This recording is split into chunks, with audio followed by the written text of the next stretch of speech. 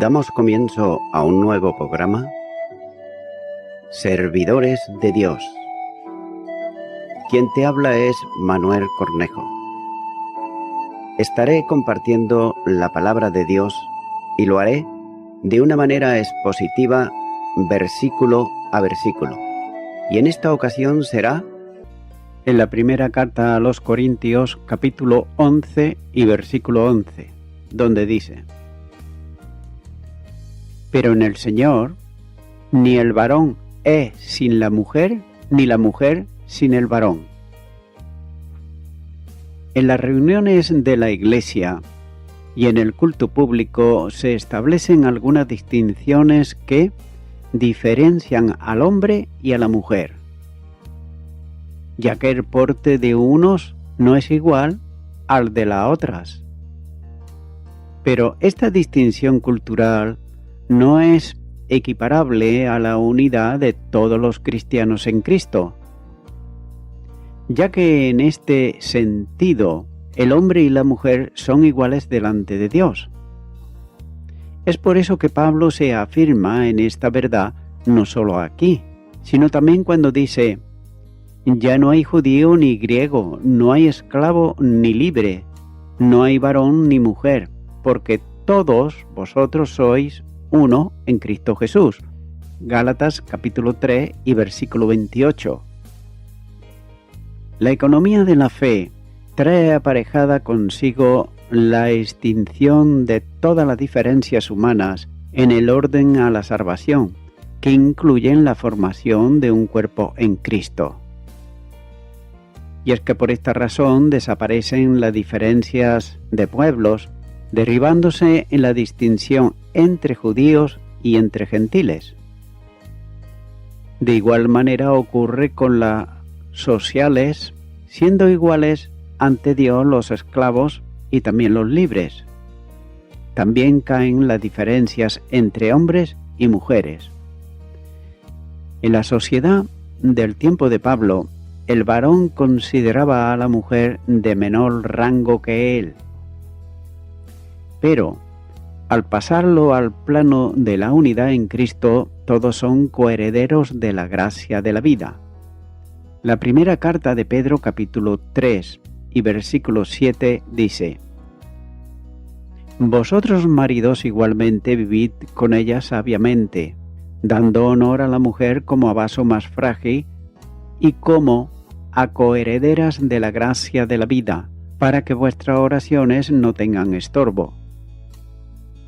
Por otro lado, algunos argumentan que esta igualdad solo tiene que ver con el acceso a la salvación. Sin embargo, no es eso esencialmente lo que el apóstol está tratando aquí, puesto que se trata de dependencia del hombre a la mujer y viceversa. La idea de la subordinación de la esposa al marido o incluso de la mujer al varón queda establecida aquí por la de la comunión, participación en la misma, vida espiritual o eterna, que ambos poseen en el Señor. No hay distinción en esto, de modo que el hombre no está en esa relación excluyendo a la mujer, ni al revés. Esto derriba todo deseo de superioridad por parte del hombre y de rechazo al orden por parte de la mujer. El apóstol enseñó que el hombre no fue creado por causa de la mujer, como señala el versículo 9. Pero en el Señor, el hombre no es nada sin la mujer. Y en el plano del matrimonio y de la creación, el hombre es cabeza, en sentido de comunicador de vida y de responsabilidad en el hogar, pero no es nada sin la existencia de la mujer, puesto que en el plan divino no se podría cumplir con uno solo de ellos. De ahí la segunda oración dentro de la cláusula: igualmente la mujer no sería nada sin el hombre, ni siquiera podía ser creada, puesto que no es posible ese acto sin tomar para ello el elemento de la humanidad presente ya en el varón. Ambos, el hombre y la mujer dependen el uno del otro. Incluso en el matrimonio, la relación y comunión es necesaria para que se lleve a cabo en todas las esferas conforme a lo que Dios había ya establecido.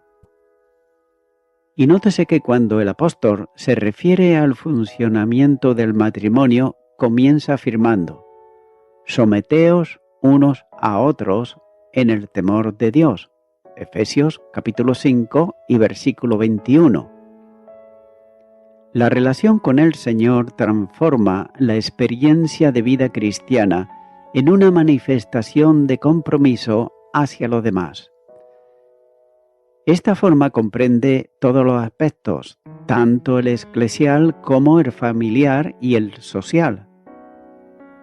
La sumisión de unos a otros es posible, y lo es solo en el espíritu, ya que esta sumisión es imprescindible para la convivencia en el hogar y también en la iglesia. Ambos, el hombre debe de someterse a la mujer y ésta también al varón. Ni que decir tiene que se hace tanto o más imprescindible en el plano del matrimonio, ya que someterse entraña la disposición de ocupar un plano inferior para ayudar al otro. Esta enseñanza está dirigida a quienes se reúnen para el culto y que mantienen comunión unos con otros.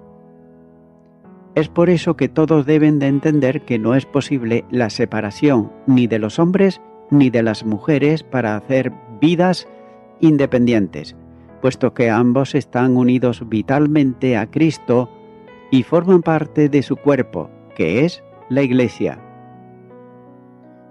Continúa ahora con el versículo 12, donde dice: porque así como la mujer procede del varón, también el varón nace de la mujer, pero todo procede de Dios. Comienza diciendo este versículo: porque así como la mujer procede del varón. Aquí Pablo concluye el argumento creacional recordando la procedencia, dependencia y origen del hombre y de la mujer. En el origen, Dios tomó una costilla o un hueso del varón y con él hizo a la mujer. Génesis capítulo 2 y versículo 22 dice: y de la costilla que Jehová Dios tomó del hombre, hizo una mujer y la trajo al hombre. De modo que, como se ha considerado ya, la mujer debe su procedencia del hombre. Continúa diciendo este versículo: también el varón nace de la mujer. Pero note que luego del hecho creador, tanto para el hombre como para la mujer, Dios estableció que en el futuro el hombre deba su existencia humana a la mujer. A esta constituye como elemento transmisor de vida. Por esa razón Adán le puso nombre, llamándola Eva, que equivale a madre de los vivientes. Génesis capítulo 3 y versículo 20. Para quienes desean establecer una superioridad entre sexos, poniendo al hombre como superior a la mujer, el apóstol hace recordar que si bien la mujer fue tomada del hombre, hoy en día no existirían hombres sin que la mujer no lo alumbrara, ya que ninguno de los dos sexos puede excluir el uno al otro, porque son complementarios. Sigue diciendo este versículo: pero todo procede de Dios. Pero al finalizar, orienta aquí el apóstol al lector a la razón de ser de todo, cuando dice literalmente: pero todas las cosas de Dios. El varón puede decir que la mujer procede de él. Ella puede también afirmar que todo varón por nacimiento viene de ella, pero todas las cosas, como exige la traducción del adjetivo indefinido, neutro plural, proceden de Dios, ya que nada existe sin la causa creadora que es Dios.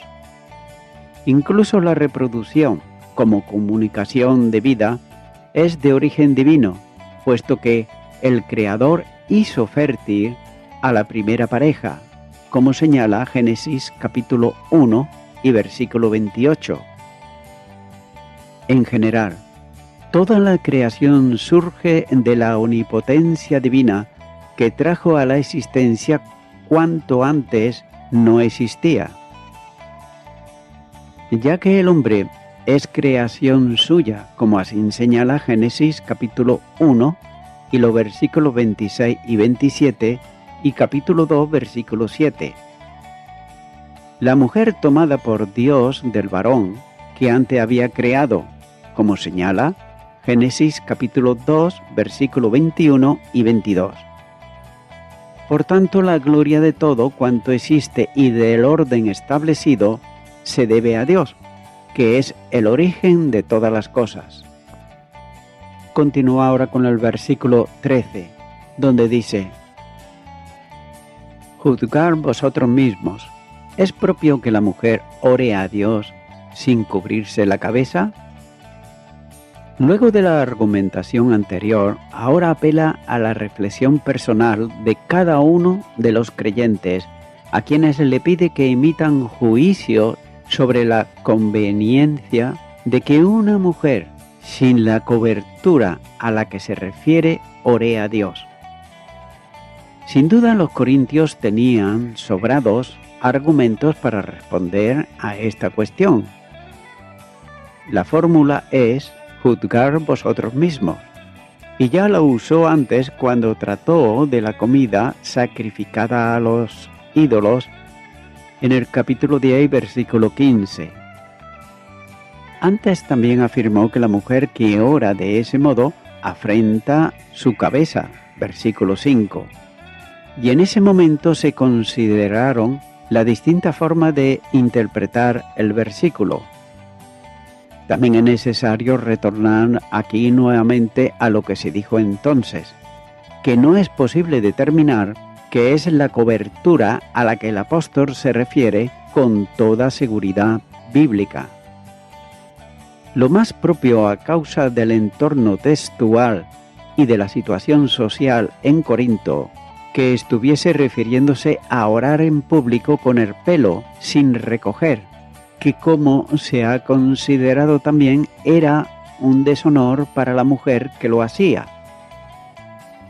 Esto concuerda plenamente con lo que sigue en el próximo versículo. Ya que el decoro es imprescindible para la mujer, que ora en el culto público, y si la libertad cristiana le llevaba a hacerlo de una forma que resultase indecoroso, a la sociedad de aquel entonces debía de dejar de hacerlo. Tampoco debe de olvidarse el hecho de que Pablo está hablando del comportamiento en el culto público. Las impresiones más íntimas y la adoración más profunda salen de la boca de las mujeres en la manifestación más sagrada de adoración y de amor. Por eso, un sentimiento de santo pudor delante del Señor le debiera conducir a evitar cualquier cosa que resultase indigno a ojos de los hombres. Por esta razón, debieran mostrar la cobertura que era asunto de dignidad y de respeto. Continúa ahora con el versículo 14, donde dice: La naturaleza misma ¿no os enseña que el varón le es deshonroso dejarse crecer el cabello? Comienza diciendo este versículo: ¿la naturaleza misma no os enseña? El apóstol le hace notar que la misma naturaleza enseña que el varón le es deshonroso dejarse el cabello largo. No cabe duda que está dándoles un elemento de reflexión para que puedan juzgar correctamente como les pide en el versículo anterior. Sigue diciendo este versículo que al varón le es deshonroso dejarse crecer el cabello. Es indudable que aquí no hay argumentación teológica alguna, sino un uso o una costumbre que socialmente no estaba bien conceptuada, como era, por ejemplo, que el varón tuviese el pelo largo. Ya que en el mundo romano de aquel entonces los hombres recortaban el pelo de modo que no colgaba sobre los hombros. Habitualmente lo cortaban en forma redondeada y se peinaban para los lados y el frente. Un hombre con pelo largo era una nota indecorosa para aquella sociedad. Es por eso que Pablo apela a la naturaleza, pero esta es también otra de las dificultades. No puede referirse al crecimiento espontáneo del cabello, porque tanto el varón como a la mujer le crece el pelo. Y todavía más, la naturaleza enseña que el hombre es más velloso que la mujer, y que en su cabeza, además del pelo, le crece también la barba. Pablo está apelando al contexto social como conviene a los cristianos, para no ser tropiezo ni a judío ni a gentiles, ni a la iglesia de Dios, como dice el capítulo 10 y versículo 32.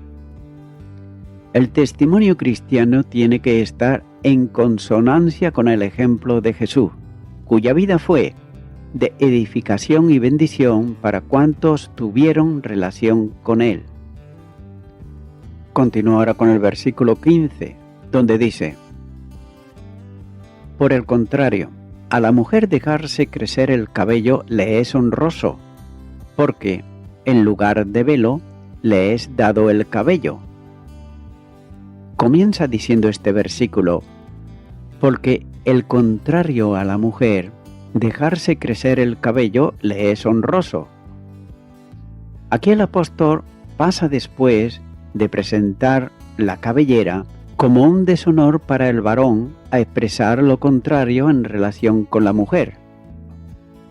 Ya que Pablo dice que a la mujer dejarse crecer el cabello le es honroso.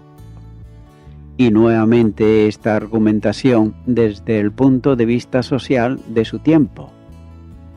En modo alguno esto puede sostenerse para la sociedad actual en el mundo llamado occidental.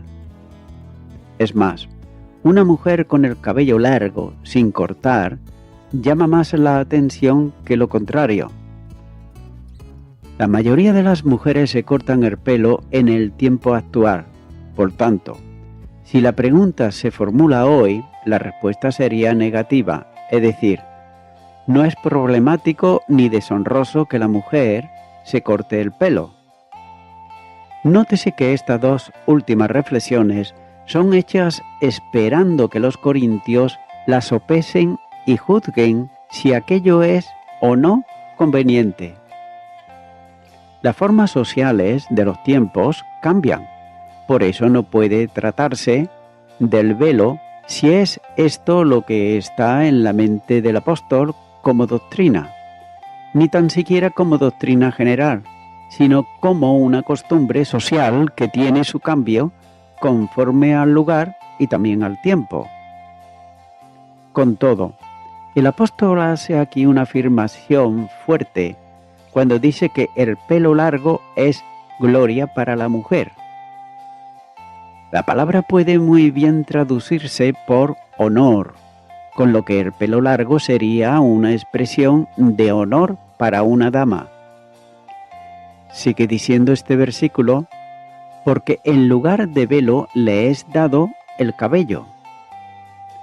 Una interesante afirmación cierra el planteamiento costumbrista o social que el apóstol acaba de presentar, ya que afirma que el pelo largo le es dado a la mujer en lugar de velo. Y por primera y única vez Pablo usa el término que significa velo, y que podría ser de distintos tamaños, ya que la palabra denota algo con lo que no puede cubrirse e incluso envolverse. Y la pregunta es natural, y es la siguiente: ¿Por qué?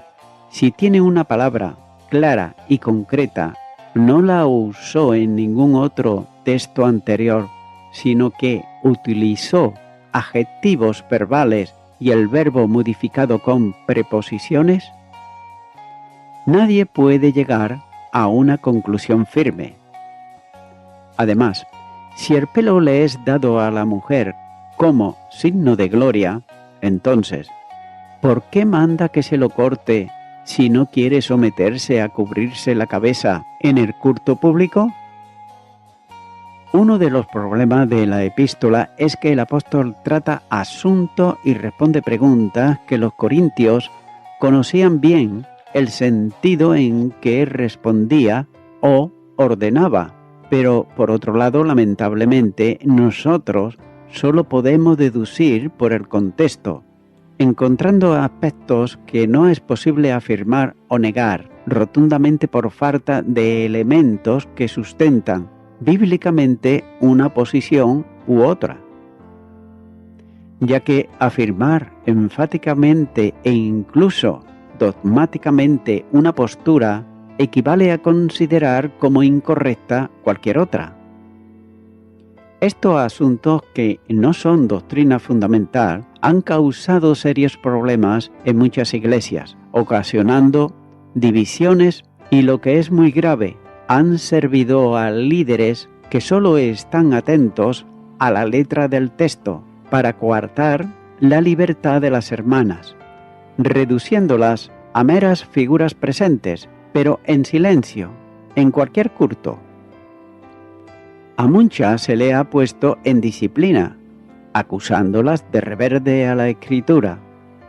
Todo esto no es otra cosa que abuso de autoridad sobre bases no definidas con precisión en la palabra de Dios.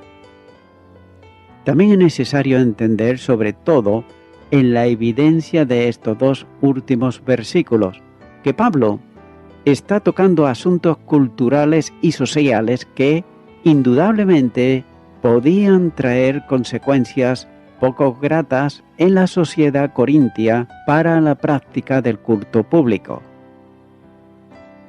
Y voy concluyendo con esto. Como dice la palabra de Dios, ni el varón es sin la mujer, ni la mujer sin el varón. El uno no es independiente del otro. Los dos se necesitan, cada uno en su papel asignado por el Creador, ya que el hombre y la mujer en el matrimonio llegan a ser una sola carne y son coherederos de la gracia de la vida. Por tanto, no hay lugar, pues, para que el varón se considere como mejor que la mujer o como independiente de ella.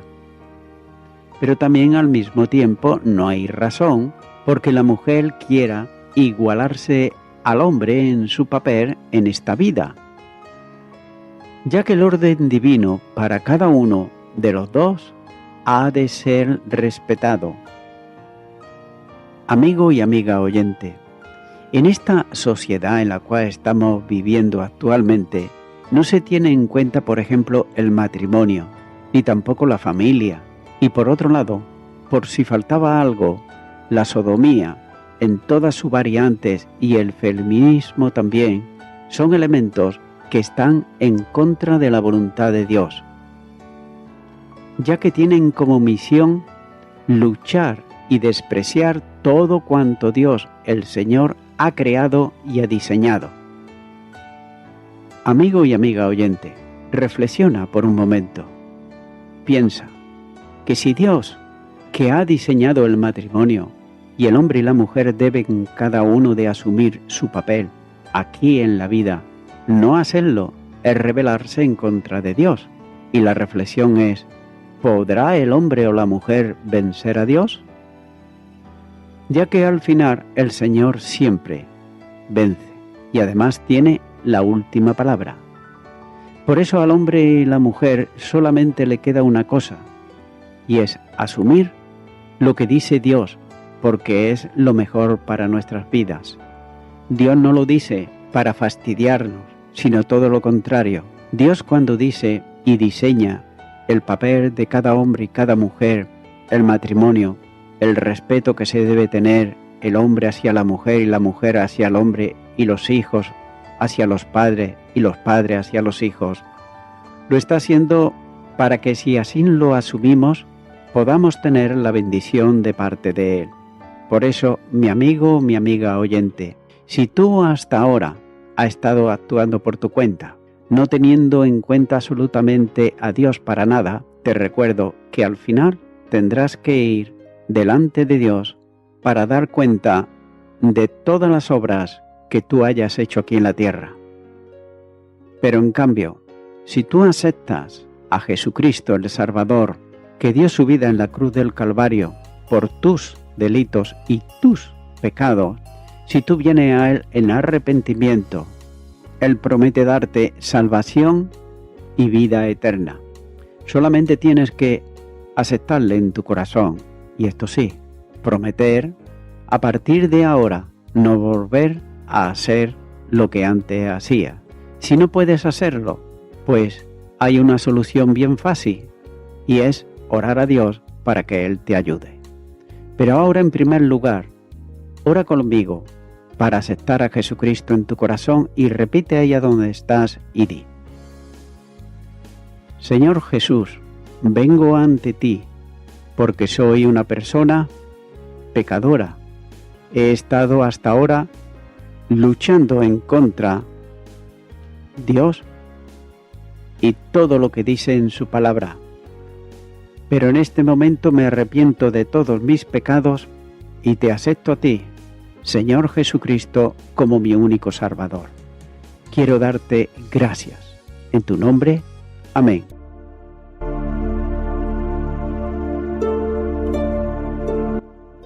Amigo y amiga oyente, si tú has hecho esta oración de corazón, te recomiendo que comiences a orar a Dios, en primer lugar, en el nombre del Señor Jesucristo. Orar a Dios no es rezar, sino que es hablar con una persona. También te recomiendo que leas la palabra de Dios y lo hagas a diario. Comienza, por ejemplo, con el Nuevo Testamento. Y también, por último, te recomiendo que para que puedas crecer espiritualmente, te congregues en una iglesia cristiano-evangélica, donde se predique, se enseñe y se practique la sana doctrina y la palabra de Dios. Congrégate ahí y con el tiempo podrás crecer espiritualmente y también servir al Señor Jesucristo. Que Dios te bendiga. Y a toda la audiencia, nuevamente ya me estoy despidiendo de todos ustedes y será hasta el próximo programa. Que Dios os bendiga a todos.